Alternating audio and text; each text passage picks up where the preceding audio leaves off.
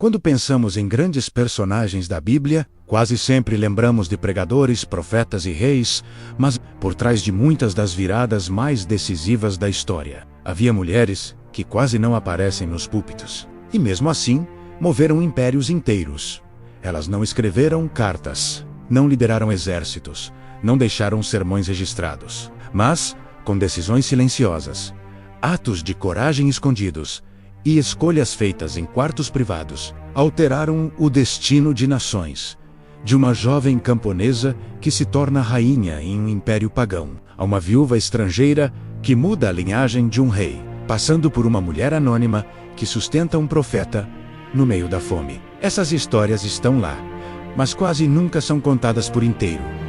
Ao longo dos séculos, a leitura apressada desses textos deixou essas mulheres nas margens, como notas de rodapé, quando, na verdade, sem elas, a própria narrativa bíblica seria irreconhecível. Neste vídeo, vamos percorrer a trajetória de 7 mulheres aparentemente invisíveis da Bíblia. Entender como seus gestos discretos provocaram consequências gigantescas e perguntar o que isso revela sobre poder, influência e fé longe dos holofotes. Se você quer descobrir quem são essas mulheres que moveram impérios sem pronunciar um sermão e talvez se enxergar em alguma delas, já deixa o like agora e se inscreve no canal para não perder nenhum episódio dessa série sobre os personagens mais subestimados da Bíblia.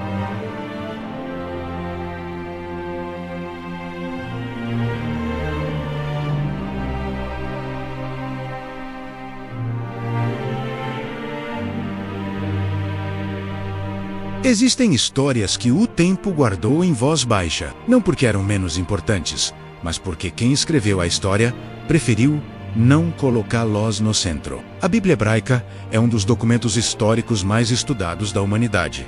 E ainda assim, algumas das suas histórias mais extraordinárias passam despercebidas, porque estão guardadas em 2 ou 3 versículos. Não estamos falando de Esther, de Ruth, de Débora ou de Maria, mulheres cujas histórias já foram contadas e recontadas em sermões, livros e filmes. Estamos falando das outras, as invisíveis, as que aparecem por 2 versículos e desaparecem, as que não têm livro com seu nome, não têm templo dedicado, não aparecem nos calendários litúrgicos. Mas se você ler o texto com atenção, e eu digo com atenção mesmo, você vai encontrar mulheres que pararam guerras, autenticaram textos sagrados, salvaram populações inteiras e mudaram leis que duraram gerações. Hoje, vamos encontrar 7 dessas mulheres, cada uma em seu contexto histórico, cada uma com sua estratégia, cada uma sendo a pessoa mais importante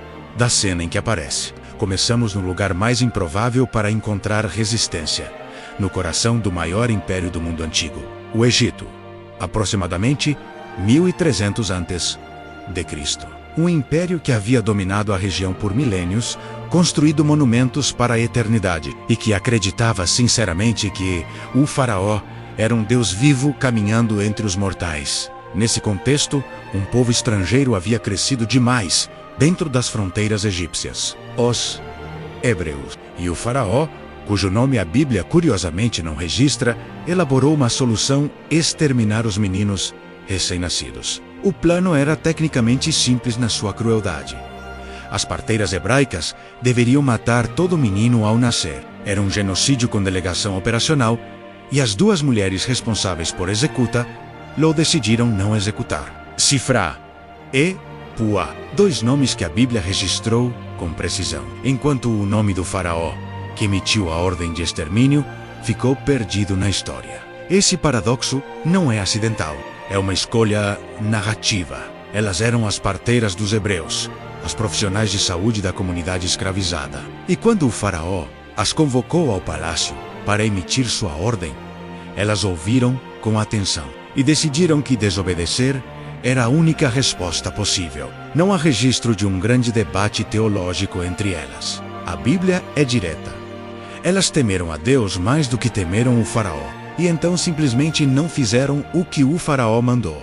Quando os meninos nasciam, elas os deixavam viver, semana após semana, mês após mês. Em algum momento, o faraó percebeu que o plano não estava funcionando. e as convocou novamente, e elas tinham uma resposta pronta. Uma resposta que era ao mesmo tempo tecnicamente plausível e completamente incontestável para um egípcio que não conhecia os costumes hebreus de parto. As mulheres hebraicas são diferentes das egípcias, disseram elas. São vigorosas. Parem antes que a parteira chegue. A explicação era irrefutável. O faraó as dispensou. O texto bíblico registra então algo incomum. Deus fez prosperar a Sifrá e a Puá. Deu-lhes casas. Expressão que no hebraico antigo significava descendência, família, futuro duradouro, enquanto o plano do faraó fracassou completamente. As mulheres que o sabotaram foram recompensadas com exatamente aquilo que o faraó havia tentado destruir nos hebreus: descendência e futuro. A história de Sifrá e Puá é a primeira narrativa de desobediência civil documentada na Bíblia. E seus protagonistas não são guerreiros nem profetas. São duas profissionais de saúde que colocaram a vida acima da lei do Estado. E a Bíblia guardou os nomes delas. Não guardou o do faraó. Às vezes a forma como um texto decide o que registrar diz mais do que o próprio registro. Saltamos agora mais de 600 anos à frente. Estamos em Jerusalém, no reinado do rei Josias, um dos monarcas mais reformistas de toda a história do povo hebraico. Josias havia subido ao trono com apenas 8 anos de idade. Era jovem, mas diferente dos reis que o precederam, queria reformar Judá. Queria que o povo voltasse à aliança original com Deus. Em 621 a.C., Josias ordenou reformas no Templo de Salomão, que havia sido negligenciado por seus antecessores. Durante as obras, algo completamente inesperado aconteceu. O sumo sacerdote Ilquias encontrou um livro dentro do próprio templo. Um rolo de texto que havia sido perdido ou esquecido por décadas. Possivelmente o próprio livro da lei de Moisés. O livro foi levado ao rei. O secretário Safã o leu em voz alta. E o que aconteceu com Josias ao ouvir as palavras é uma das cenas mais humanas de toda a narrativa bíblica sobre monarcas. Josias rasgou as próprias vestes. Era o gesto de luto e horror mais extremo que um rei hebraico poderia fazer publicamente. E ele o fez espontaneamente ao entender que seu povo havia quebrado a aliança por gerações. Ele enviou um grupo dos 5 homens mais importantes da corte com uma missão específica: consultar o Senhor sobre o livro encontrado, e eles foram onde o rei mandou. Não para Jeremias, não para Sofonias, para Uda. Uda não era sacerdotisa, não tinha cargo religioso oficial. Era casada com Salum, o guarda-roupa do rei, um cargo administrativo. E ainda assim, quando Josias precisou da voz profética mais confiável de Jerusalém, foi o nome dela que apareceu. Os 5 conselheiros chegaram até ela, apresentaram o livro, e Uda os ouviu em silêncio. E então falou com uma autoridade que não pediu permissão e não precisou de introdução.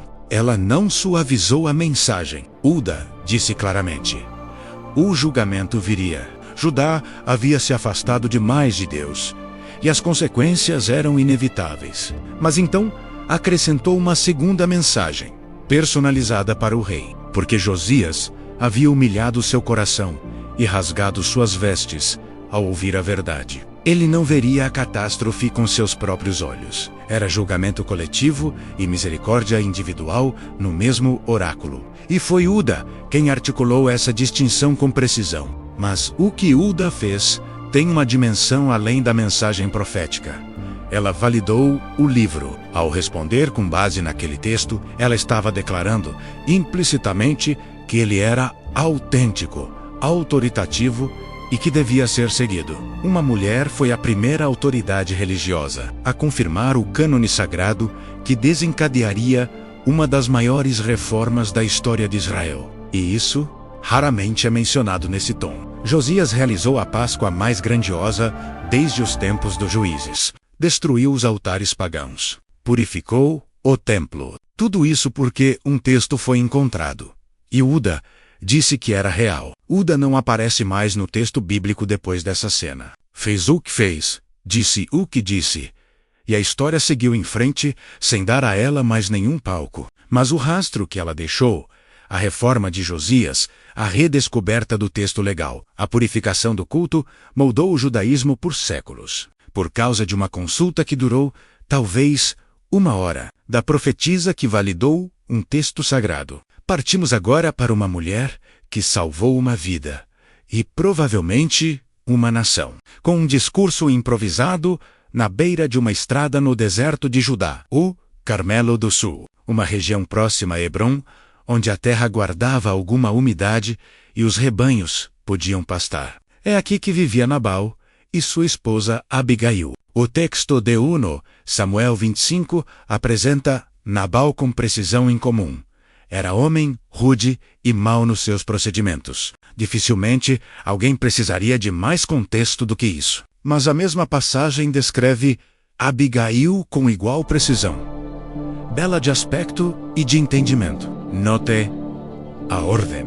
A beleza vem depois do entendimento. E quando a crise chegou, o que a história mostrou foi exatamente o entendimento. Davi ainda não era rei. Era um guerreiro em fuga do rei Saul, liderando 400 homens nos desertos de Judá. Por meses, ele havia protegido os rebanhos de Nabal, um serviço real, não solicitado, mas real. Durante a tosquia das ovelhas, uma das épocas de maior celebração e generosidade em Israel, Davi enviou 10 mensageiros a Nabal para pedir uma compensação pelos meses de proteção prestada. Nabal os insultou publicamente. A resposta de Davi foi imediata. Ele ordenou que seus homens se armassem. 400 guerreiros marchando contra a propriedade de um fazendeiro rico que havia dito a palavra errada no dia errado. Um dos criados de Nabal correu até Abigail, não até Nabal, que nunca mudaria de posição e contou tudo. O criado sabia exatamente quem poderia resolver aquilo. Abigail ouviu e não desperdiçou um segundo perguntando ao marido o que fazer. Ela analisou a situação, calculou o necessário e foi agir. Em tempo extraordinariamente curto, ela organizou 200 pães, 2 jarros de vinho, 5 ovelhas preparadas, grãos torrados, 100 cachos de uvas passas e 200 bolos de figo. Disse aos criados que seguissem à frente, e não disse nada ao marido. Ela foi sem pedir permissão, porque sabia que a permissão não chegaria a tempo. E às vezes a decisão mais importante é a que você toma sozinho, antes que alguém possa te dizer não. Ela desceu pelas encostas, e foi exatamente quando Davi e seus 400 guerreiros armados desceram o outro lado da montanha. O encontro não foi acidental. Ela havia calculado a rota.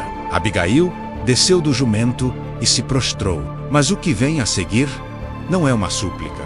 É um discurso político e diplomático de primeira ordem, entregue de joelhos, dirigido a um guerreiro com 400 homens ao lado. Ela começa assumindo a culpa, não porque é culpada, mas porque isso remove imediatamente a justificativa de Davi para a violência. Se a responsável já se apresenta, qual é o argumento para atacar?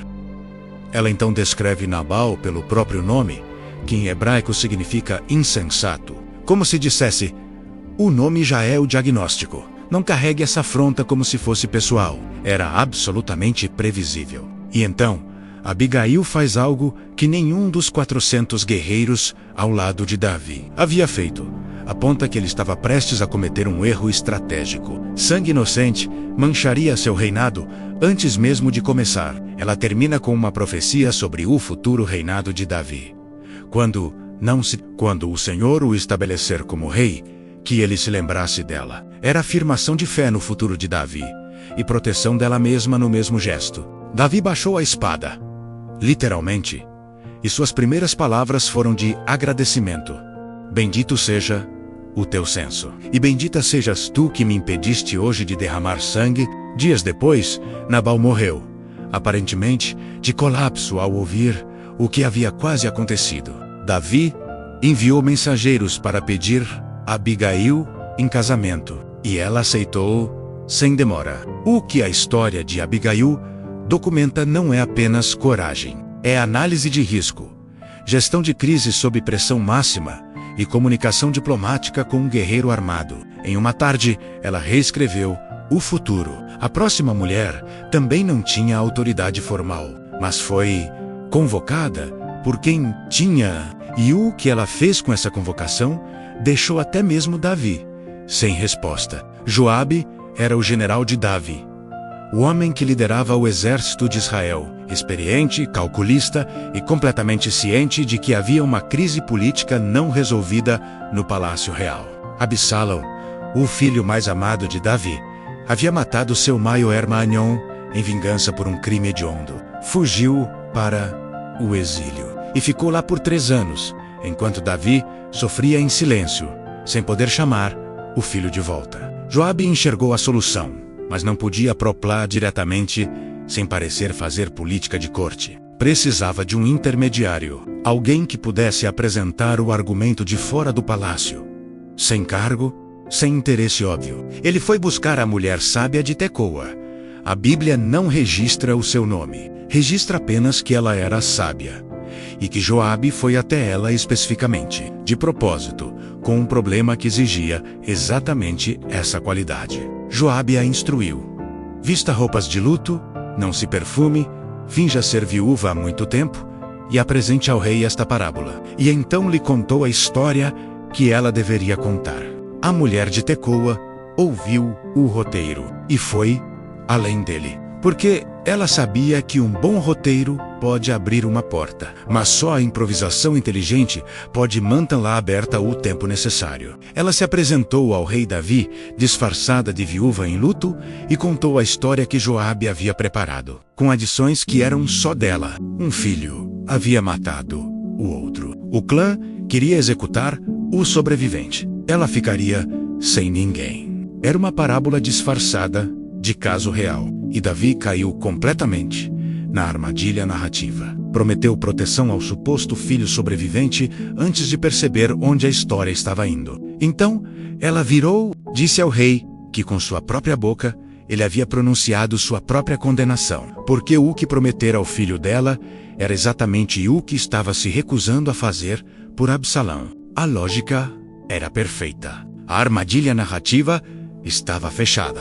Davi não tinha como refutar o argumento sem contradizer o que havia prometido 30 segundos antes. Era inescapável. Ele a olhou e perguntou diretamente: a mão de Joabe está nisso tudo? Ela confirmou. E então, em uma jogada final que demonstra o quanto ela entendia de psicologia real, elogiou a sagacidade do rei por ter percebido. Davi não se sentiu manipulado, sentiu-se inteligente por ter descoberto. E esse era exatamente o estado emocional necessário para ele tomar a decisão que todos precisavam que tomasse. Absalão voltou para Jerusalém. Uma mulher sem nome, de uma aldeia sem prestígio, foi o instrumento que moveu a política do maior palácio de Israel. A próxima mulher salvou não um rei, nem uma família. Salvou uma cidade inteira. E o fez em uma negociação direta com um general que havia sitiado suas muralhas com um exército completo.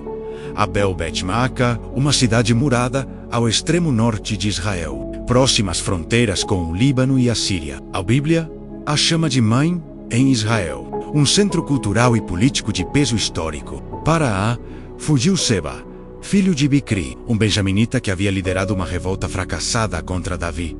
Joabe e seu exército foram em perseguição e sitiaram Abel, uma cidade inteira, e a pagar pelo crime de um homem. E então uma mulher não identificada desceu até a beira da muralha e pediu para falar com Joabe.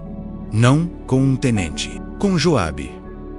Joabe era um general temido que havia matado homens com as próprias mãos, inclusive aliados. O pedido de uma mulher anônima do alto de uma muralha sitiada era, para qualquer cálculo militar, irrelevante. E ainda assim, ele a atendeu. A mulher falou primeiro, não sobre Seba, sobre Abel. Disse que Abel era antiga, que tinha tradição, que era conhecida como cidade onde se buscava o conselho de Deus. E perguntou por que Joabe queria engolir a herança do Senhor. Era uma pergunta estrategicamente construída. Ela estava reframando o cerco. Isso não é uma operação militar legítima. Isso é destruição de herança divina. E quem destrói herança divina, responde por isso. Joabe então revelou o objetivo real. Seba filho de Bicri. Só ele, entreguem o homem e o exército, recua. A mulher ouviu e deu a única resposta lógica para salvar sua cidade. Dentro de instantes, a cabeça de Seba foi lançada dos muros para Joabe. O exército recuou. A cidade viveu. Uma mulher sem nome havia negociado a sobrevivência de todos com a única moeda disponível, a clareza da lógica e a coragem de usá-la. Chegamos às últimas personagens desse grupo raro. Duas mulheres cujos nomes individuais a história não guardou, mas cujo ato coletivo é possivelmente o mais ousado desta lista toda. Voltamos ao período de Davi. Havia uma fome que durava 3 anos em Israel. Davi consultou Deus sobre a causa. E a resposta foi: havia sangue não expiado da família de Saul sobre os gibeonitas. Os gibeonitas exigiram como reparação a entrega de 7 descendentes de Saul para execução. Davi, em uma das decisões mais perturbadoras de todo o seu reinado, concordou. Os 7 foram mortos e expostos publicamente nas colinas de Gibeon. E então, a Bíblia introduz uma personagem chamada Rispa, filha de Aiá, concubina de Saul e mãe de 2 dos executados. Rispa tomou um pano de saco e o estendeu sobre a rocha. E ficou lá, sozinha, sob o sol de Israel, sob a chuva, sob as noites, afastando os pássaros e os animais das colinas durante meses. Era um ato de resistência silenciosa. Sem palavras. Shem Peti ou Shem Decreto. Apenas a presença continuada de uma mãe que recusava aceitar que seus filhos fossem tratados como menos do que humanos depois da morte. A notícia de Rispa chegou até Davi. E o que aconteceu então é notável. Ele foi movido. O rei que havia ordenado as execuções foi afetado pelo ato silencioso de uma mãe. Davi ordenou que os ossos de Saul, Jonatas e os 7 executados fossem recolhidos e sepultados honrosamente. A sepultura foi o sinal de que a exposição havia terminado. E só então a chuva voltou. A Bíblia conecta explicitamente a sepultura e o retorno da chuva. Uma mãe que ficou sobre uma rocha por meses mudou o desfecho político e espiritual de Israel, sem pronunciar uma única palavra registrada. C.T. Mulheres. 4 períodos históricos. Nenhum cargo, nenhum exército, nenhum serm. E, entre todas elas, uma mudança de escala que permanece visível até hoje, se você souber onde olhar. Sifrá e Puá desobedeceram um decreto de extermínio e salvaram uma geração. Uda validou o texto que reformou uma nação. Abigail impediu um massacre com 15 minutos de diplomacia improvisada. A mulher de Tecoa usou uma parábola para abrir uma porta política que nenhum general ousaria abrir. A mulher de Abel salvou uma cidade com uma negociação direta de muralha para general. Rispa dobrou um rei com o peso da presença silenciosa. Nenhuma delas fundou um movimento.